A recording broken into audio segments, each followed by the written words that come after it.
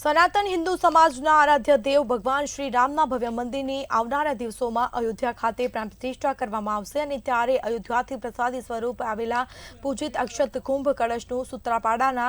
ઘટિયા પ્રાચી તીર્થમાં આગમન કરવામાં આવ્યું હતું, જેમાં બહોળી સંખ્યામાં નગરજનો દ્વારા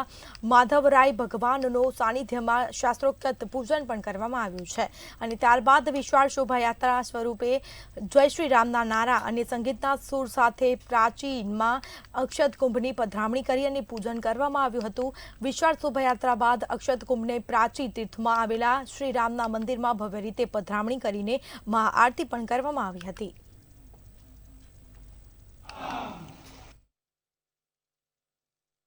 જે 22 તારીખે રામ મંદિરનું જે ભૂમિપૂજન થવાનું છે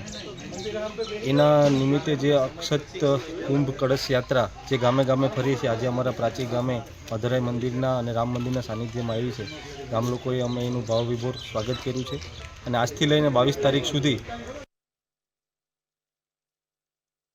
દરેક ગામોમાં અને અમારા ગામની અંદર